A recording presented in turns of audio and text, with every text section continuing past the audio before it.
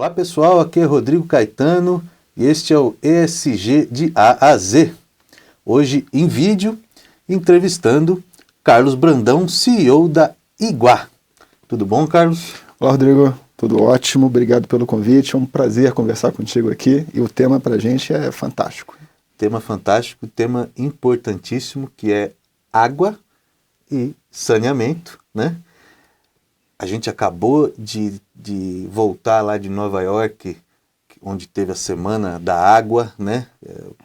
Fazia mais de 40 anos que a ONU não fazia uma conferência sobre águas e a gente falava como isso é contraditório, considerando que o mundo é quase todo água, é mais de 70% água, né? Planeta Água. O planeta Água, exatamente. Mas, de qualquer forma, parece que o assunto está voltando aí ao mainstream, né? E aqui no Brasil também grandes mudanças. Queria, enfim, que você desse um panorama aí sobre como que você enxerga o setor de saneamento hoje aqui no Brasil e também onde a Iguá se encaixa aí nessa transformação. Legal, legal. E falar sobre saneamento e o nosso momento é maravilhoso, ainda mais o que a gente está vivendo agora, né? Essa atenção para o setor, né? O foco na melhoria da infraestrutura, o potencial de impacto que isso traz, né? A gente enxerga uma mega oportunidade, né? No nosso papel especificamente, seja de prover água, distribuir, entregar água para as pessoas, seja para reduzir o nível de perdas, ainda tem uma oportunidade muito grande de redução do nível de perdas na distribuição, intermitência. Então a gente tem ainda um trabalho muito importante para a gente alavancar e melhorar a qualidade de vida das pessoas, né? Mas como você bem lembrou, não é só água o nosso papel, né? O tratamento, a coleta do esgoto é chave também, né? Para reduzir doenças, reduzir absenteísmo na escola, melhorar, né, o bem-estar social. Então a gente tem, né, uma oportunidade na nossa mão, né, de fazer uma transformação, e estamos fazendo, né, brutal, né? A nossa companhia ela tem essa pegada, né, de revolucionar, de transformar, de mudar a vida das pessoas. A gente tem um caso muito legal em Cuiabá. Cuiabá para a gente é emblemático, né? Porque Cuiabá foi a operação, né, do município de Cuiabá, que a gente pegou no início da operação da Iguá, em 2017, uma situação bastante complexa, né? Falta de investimentos, intervenção do poder concedente, então um ambiente de descrença da população. Então foi quando a gente chegou. E aí a gente chegou do lado da água, né, não tinha universalização, muita intermitência. Do lado do esgoto, 50% de cobertura, muito longe das metas de universalização. Então, esse foi o ponto. E, né, uma descrença generalizada. Né? Passados 5, 6 anos lá, a gente saiu de 50% para mais de 80%. Né? Investimos quase R$ 1 bilhão nessa operação especificamente. Zeramos a intermitência, entregamos a universalização da distribuição de água, agora estamos focados na redução de perdas. Então a gente mudou completamente o ambiente, né? O poder concedente hoje se posiciona como a prefeitura do saneamento, né? Onde foi uma revolução entregue, maior investimento per capita em esgotamento sanitário do Brasil, né? Mudamos 23 posições no ranking de Cuiabá em relação, né, à cobertura e entrega dessa infraestrutura. Então é fantástico, né? A gente, olhando para a média do Brasil, a gente investiu 3 vezes mais per capita do que a média das capitais brasileiras. É interessante porque o Brasil tem infelizmente um problema histórico de saneamento e ainda hoje índices que a gente comentava quase medievais, né? O que é um absurdo porque desde a época dos romanos eles já faziam, né, saneamento, mas enfim, e a gente ainda está nessa luta. De qualquer forma, me parece que há uma ideia, como sempre aqui no Brasil, de que mas ninguém faz isso porque não aparece, porque não dá voto, né? Mas quando eu olho, e aí você trazendo esse impacto social do saneamento, me parece que isso é uma ideia completamente errada. Porque eu fico imaginando o cidadão que abre a torneira e não sai água metade do mês, quando passa a sair água todo dia ali, né? Esse cara muda de qualidade de vida, assim, 200%, né? Exatamente. Então, quer dizer, é uma coisa que sim, aparece para a população, um impacto gigantesco, né? Gigantesco. Eu acho que essa foi uma mudança de mentalidade. Mas acho que vale só eu comentar um pouquinho, né, sobre a própria companhia. Eu acabei falando um pouquinho, né, Sim, por favor. a Iguá em si, né? A Iguá em si hoje opera em 39 cidades, né, em 6 estados brasileiros, né? Uma companhia que cresceu muito nos últimos anos. A gente quer continuar crescendo, né, participando desse investimento. A companhia investiu no ano passado cerca de 600 milhões de reais em água e esgoto, né? Espera investir mais de 600 milhões esse ano. Entrou num município importante, que foi o Bloco 2 do Rio de Janeiro. Sim. Né? E aí, né, conectando, né, esse tema, né, do posicionamento e percepção política da entrega do saneamento, claramente hoje, né, e a gente tem essa evidência em Cuiabá e tem essa evidência no Rio de Janeiro, né, o próprio governador do Rio de Janeiro hoje usa o sucesso do leilão da SEDAI como uma grande plataforma política, e corretamente, né, eu acho que esse é um capital político que ele, de fato, né, teve toda a coragem de avançar no processo e entregar, né, aí ele levantou mais de 20 bilhões em outorgas, né, tem mais 30 bilhões quase de investimentos a serem feitos, impactos brutais na região, né, despoluição da Baía de Guanabara, no nosso caso específico, a despoluição do complexo lagunar, né, que vai ser transformacional para a área onde opera. Então eu acho que mudou a percepção política. Né? Eu acho que hoje já tem-se outro entendimento desse impacto e até do capital político que isso traz junto. E aí outra informação importante que você trouxe, quer dizer, investimentos da Iguá, já 1 bilhão aqui, 600 milhões aqui, já nessa conversinha aqui já deu 2 bilhões e 200, né? É mais 20 bilhões, 30 bilhões, quer dizer. E é também um vetor de crescimento econômico para o Brasil, e eu imagino que isso se multiplique, porque, de novo, à medida que você, e a gente falava, né, de turismo, por exemplo, à medida que você pega uma cidade, não tem saneamento, esgoto corre, não sei o quê, e você até se emocionou ali visitando, né, no Rio de Janeiro as áreas do Complexo Lagunar, que você de repente destrava ali um turismo, né? Desenvolve, porque hoje não dá, porque é lixo, você não consegue, né, nem botar um marco ali para fazer uma visita. Trazendo um pouco para a Iguá, quer dizer, é uma empresa ESG, né, porque também está num setor ESG, né? Exato. Que o impacto da econômica, ambiental e social, ele está intrínseco ao negócio. Isso Exato. Eu acho fantástico no setor de saneamento. Exatamente. Bom, só para você ter uma ideia como a gente enxerga, a Iguá enxerga ESG, né? É um dos nossos 4 pilares estratégicos. Independente disso ser core, né, a gente entende o ESG e o posicionamento como algo essencial para a nossa estratégia. E a gente procura ter ações e entregas que vão além, né, do papel tradicional do saneamento, né, cobertura de água, segurança hídrica, coleta e tratamento de esgoto, isso é o básico. Mas a gente procura ir além. Né? Então, a gente, por exemplo, né, onde é que a gente trabalha e acredita muito num grande potencial? Destinação sustentável do lodo. Né? Seja na água, seja no esgoto, o processo de tratamento gera um resíduo, gera um lodo.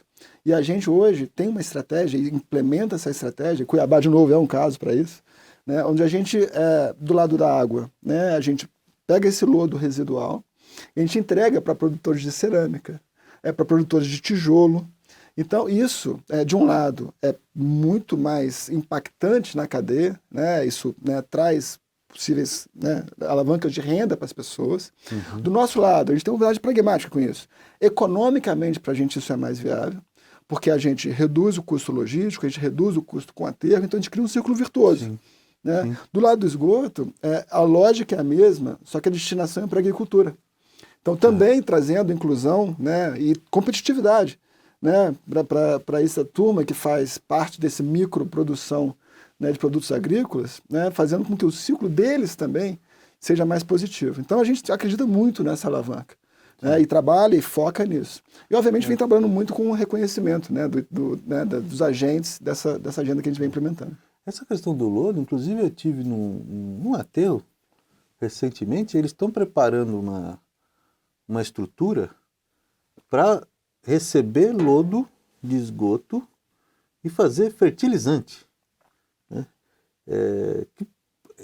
Quer dizer, você consegue... Aí é economia circular, né? Exato, exatamente. O esgoto, né? Uma coisa que eu percebi, e aí conceitualmente, eu acho que um pouco o setor de saneamento é igual, e a gente falou, né, de educação ambiental, que é uma preocupação de vocês, mas essa ideia do resíduo, do lixo, que é uma coisa que você pega e joga fora, isso é uma invenção do ser humano, né? Porque não existe lixo na natureza, né? Isso não existe, né? E eu acho que hoje, já começando a surgir uma mentalidade de entender que, de fato, não existe lixo, né? Mesmo o esgoto, que é esse lodo, né, que seria um descarte, poxa, tem valor aí, né? E se não é lixo, é matéria-prima. Se é matéria-prima, eu posso vender. Perfeito. Né? Então, assim, essa mentalidade que eu acho que está mudando vai ser muito importante não só para o setor de saneamento, mas para todas as indústrias. Sem dúvida nenhuma, né? Eu acho que, de novo, eu acho que isso cria mais um elo na cadeia de negócios que, né, tem um potencial de, como a gente coloca dessa maneira, de criar mecanismos conectados, sustentáveis e que geram renda, né, através de um elemento que não tinha nenhuma utilidade até poucos anos atrás. Então isso é fantástico, né? O tema do lixo é um tema importante, né? Apesar de não ser o papel das empresas de saneamento, né, nós, como, né, o nosso grupo, a gente já vem fazendo algum papel, em especial no Rio de Janeiro, tentando fazer um papel de novo que vai além da nossa cadeia, né? Uhum. A gente vem fazendo um trabalho muito bacana, prévio às grandes intervenções nas lagoas, de retirada de lixo bruto. Tá. Então, desde que a gente assumiu a operação, a gente já retirou mais de cerca de 150 toneladas de lixo, né, da Lagoa do Camurim, que é uma lagoa que interliga Tijuca e Jacarepaguá. Então, a gente tem muito orgulho desse papel e além disso, em paralelo, fazendo trabalhos de educação socioambiental. Sim. Porque se a gente também, né, não conscientiza a população que eles têm um papel nessa cadeia, sim, você fica enxugando gelo. Né? Então, a gente enxerga como um dos papéis, né, dessa busca pela sustentabilidade, que é trazer essa consciência para a população. E a gente vem fazendo isso com bastante frequência. Né? De um lado, fazendo próprio, né, processos, né, e ciclos de educação socioambiental e recrutando pessoas que possam ser multiplicadores. Tá. Então é bem bacana. A gente vem tentando também, de novo, além do papel do saneamento, fazer um papel que inclua e traga mais sustentabilidade. Mas eu vejo isso na Iguar, o saneamento, ele está indo além da questão da concessão pública, né? Como era antigamente, e a gente até conversou um pouquinho, que a gente já teve no negócio de telecomunicações, né? Mas enfim, que era uma ideia em que o usuário não estava no centro. O fato é esse, quer dizer, o objetivo ali era, claro, não estou fazendo crítica às empresas de hoje, nós estamos falando de uma situação do passado em que todo mundo sabe que teve muita confusão nessa área de telecomunicações, mas pensando nas empresas de saneamento hoje, em especial na Iguar, eu vejo que há essa consciência maior de que o usuário tem que estar no centro, né? Então, claro, você recebe uma concessão, você tem um investimento para fazer, você tem que prestar conta ao governo, né?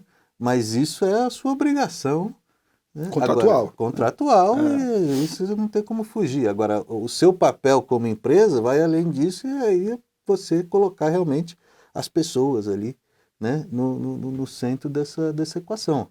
E eu gosto muito dessa visão. Rodrigo, você tocou num ponto-chave. Né? Também é outro posicionamento que a companhia tem, que eu julgo até diferenciado. A gente tem uma estratégia de experiência do cliente que busca trazer, né, uma conexão muito mais forte, uma relação de confiança, né, entre a companhia e o usuário, através da nossa entrega, através de respostas rápidas às demandas. Né? Então tem um esgoto extravasando, uma falta d'água, onde a gente procura já fez isso, inclusive o Rio foi emblemático, né? Porque a gente reduziu muito o tempo de atendimento. Então isso foi a primeira resposta que a gente deu para a comunidade, né? A mudança de gestão, o primeiro impacto foi rapidamente, qualquer conexão que eles, né, demandavam, a gente já endereçava esforço para resolver. Então a gente já começou a receber os feedbacks positivos aí. E a gente está indo além, né? Por exemplo, ferramentas de interação. A gente alavancou muito o nosso aplicativo, o nosso Digiguá. Quando a gente começou o processo, a gente estava, por exemplo, né, no início, né, a gente tinha lá um produto, mínimo produto viável, né, o MVP, que obviamente teve muitas evoluções, e a gente tinha uma nota inicial de 2,8, baixa, de 0 a 5. A gente agora chegou a 4,6.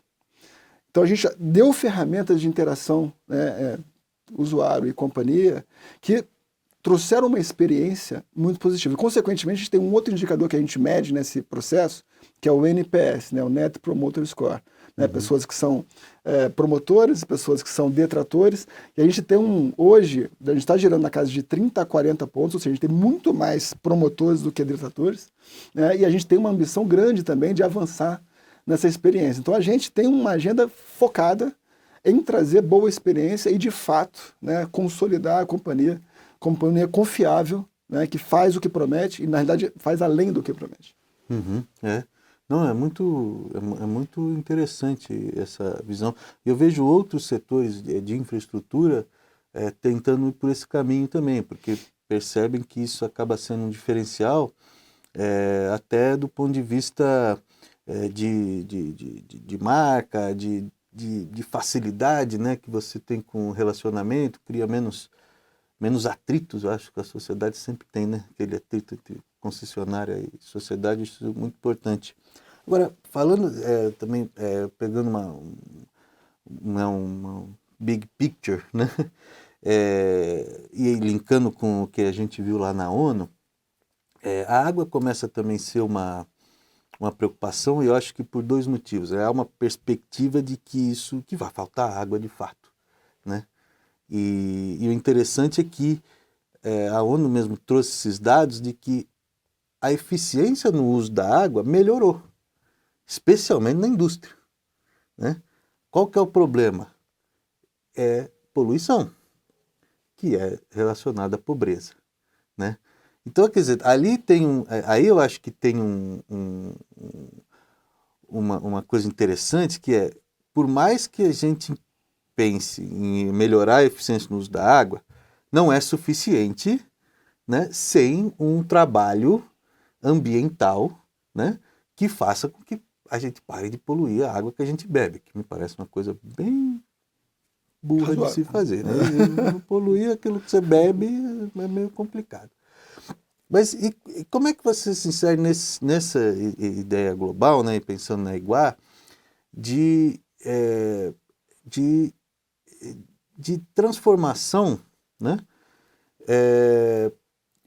Pensando em mudanças climáticas, pensando em redução da pobreza, né? Como é que você enxerga a Iguá nesse contexto global que de repente você está discutindo lá na ONU? Legal. A gente hoje, como companhia, tem uma série de compromissos públicos, né? Inclusive firmados no Pacto Global. Sim, sim.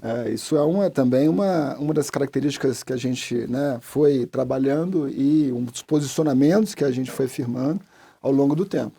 E um dos posicionamentos falando de mudanças climáticas, na nossa meta de net zero, né? Geração de carbono zero até 2030. Até 2040, desculpa. Então a gente vem agora, né, com um plano super agressivo para a gente buscar esse resultado. Seja otimizando os processos de tratamento de esgoto, seja com projetos de autogeração de energia, que nós estamos muito avançados, né, no nosso plano estratégico. Então a gente tem uma série de elementos que corroboram com esse compromisso, né, que estão alinhados e publicamente firmados, né, em várias esferas. Então, a gente tem, né, dentro desse posicionamento ESG, um ângulo bastante abrangente, né, de onde é que a gente quer chegar e o papel que a gente quer fazer.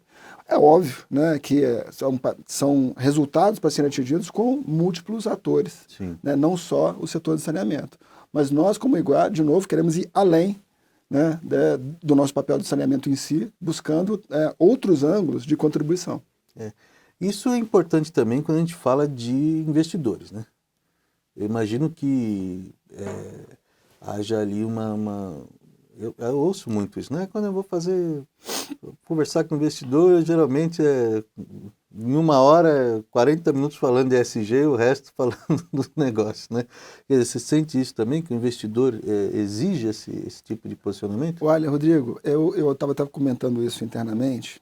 A gente teve 2 momentos onde a gente fez roadshows, né, para apresentar a companhia em Nova York e Boston.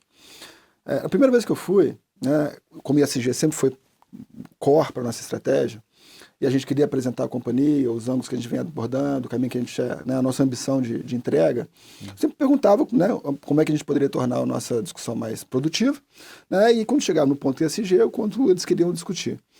Eu diria que 80% não queria discutir na primeira interação. 80% das interações que eu tive, não existia interesse em discussão. Aí eu fui agora, 1 mês atrás, novamente. 100% quis discutir, entender em detalhes, dizer que tem bolsos, né, fundos específicos para alocação de capital em ESG. Então, eu acho assim, está havendo uma revolução na percepção do valor do ESG no mercado de capitais. Isso começou na Europa, está chegando nos Estados Unidos, bastante avançado, e no Brasil também. Acho que, né, em termos de conscientização, a Europa está em primeiro, os Estados Unidos em segundo, e a gente ainda tem um caminho importante. Mas está mudando rapidamente, eu fiquei muito entusiasmado com esse resultado. É interessante isso, porque a gente, cobrindo aqui o ESG, percebe exatamente essa curva, né? É claro que se começa a falar de ESG, né, ali por 2018, 2019, né? Mas a coisa ganha em termos de conscientização, talvez, em termos do termo, ganha realmente com a pandemia, ele cresce, né? Mas ainda não se refletia justamente nessa questão do mercado financeiro, tanto que quantas matérias a gente fez aqui falando que, olha, falta, né, o prêmio para o ESG, mas me parece agora que a coisa está virando, né, e você já começa a ter realmente um prêmio para as empresas ESG, né? Exatamente. E como eu falei, a gente tem uma abordagem muito pragmática do ESG, né, que de um lado tem por trás a entrega para a sociedade, mas tem também um componente de criação de valor para os nossos acionistas que é determinante também para o sucesso do todo. E aí a gente tem essas abordagens que eu comentei do lodo, eles endereçam, por exemplo, um ponto, né, de otimização operacional. A gente tem, por exemplo, o projeto de autogeração de energia também é um projeto que gera valor, né, ele contribui para o nosso projeto de net zero, mas gera valor, né, como um investimento. E a gente agora está trabalhando uma série de certificações para que no momento que a gente for fazer a nossa próxima emissão, isso se reflita no custo de capital. Obviamente, aumentando o valor da companhia, né, dado a importância do custo de capital, né, para a gestão do valor dos negócios. Então, isso vem acontecendo. Tá? A gente já vem tendo evidências, né, de que empresas compromissadas com o ESG têm um custo de capital menor e um retorno maior. Sim. Não, inclusive aqui na Exame, um dos nossos novos negócios é uma certificadora para títulos, que é a Teste ESG, né, que certificador para títulos tá bombando. Tá bombando. E acho isso muito importante, porque a força do capital realmente move montanhas. Exatamente. Não, e do nosso lado, como companhia, a gente já está comprometido a isso há algum tempo, e a gente teve as primeiras debêntures sustentáveis da indústria em julho de 2020. Né, e que com o selo do Climate Bond Initiative, que tem por trás, né, os compromissos que a companhia tem, por exemplo, de redução de perdas. A gente já está com essa agenda, né, cada vez mais forte, né, e gerando mais resultados. E falando um pouco do futuro próximo, 39 cidades? 39 cidades, mas o setor aí está cheio. São 5 mil cidades no país. São 5.700. 5.700. como é que você enxerga a expansão da Iguara? A companhia tem um driver, um viés muito orientado para o crescimento, né? É o outro dos 4 pilares estratégicos. Nossos pilares são eficiência operacional, gestão regulatória e contratual, que é importante, Sim. sustentabilidade e crescimento, né? Então, são os 4 pilares que a gente hoje persegue.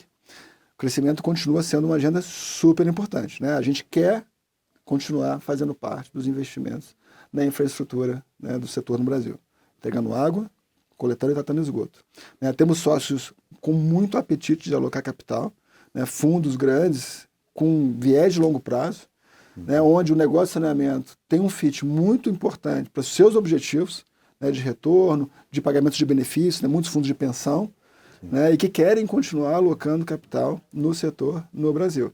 Já falando também sobre, né, potenciais de investimento, os números que a gente já ouviu são na casa de R$1 trilhão para a gente endereçar as carências na distribuição de água e coleta e tratamento de esgoto. Então a gente quer fazer parte disso. Continuamos buscando ativamente participar desse circuito. Sim. E, bom, como você trouxe, quer dizer, essa questão regulatória, que é importante, né? Tivemos aí um novo decreto, né, do Marco do Saneamento, e aqui a gente, sempre aqui na Exame, busca realmente trazer a importância, né, de não haver retrocessos nessa questão, porque a gente já falou aqui, é vergonhoso o nível do Brasil em termos de saneamento, e agora me parece uma oportunidade que a gente não pode desperdiçar. E como é que você enxerga esse processo, quer dizer, essa questão regulatória? Como é que você vê o que está acontecendo neste momento?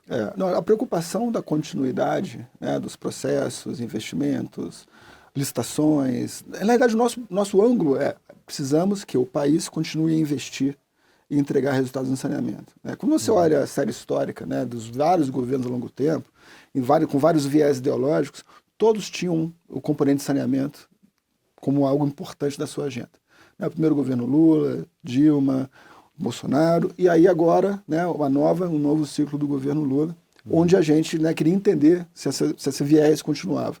Sim, né, procuramos setorialmente entender qual era a visão, a agenda, recebemos a mensagem clara de que é um tema muito importante e que a continuidade, né, desses processos, né, que vão trazer capital público, privado, isso não importa. O que importa é que o investimento aconteça, né, e a entrega do benefício aconteça.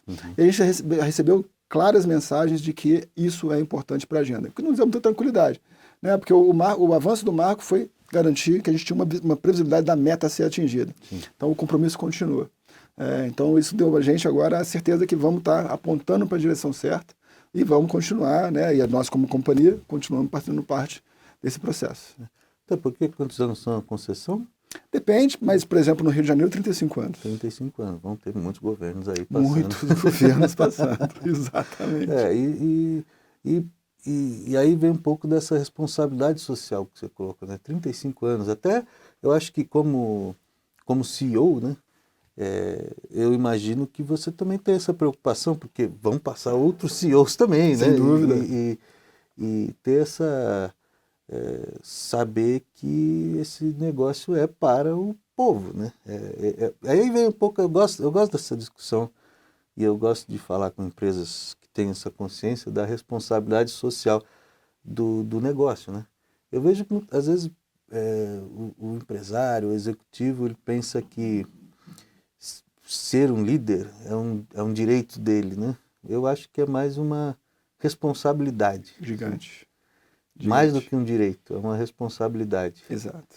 Exato. Talvez nem seja um direito, porque a sociedade te dá essa condição. E você tem que entregar para a sociedade. Exatamente. Não é fácil, é uma posição difícil de estar. Exatamente. Mas essa responsabilidade, ela vai além do papel do executivo em si, né? Ela começa na governança da companhia inteira com seus acionistas. Né? Os acionistas, seu conselho de administração e comitês que apoiam e executivos. E aí daí, lógico, né, os ciclos dos executivos são ciclos que não são de 35 anos. Mas muitas vezes os investidores, os acionistas ficam nesse período. Né?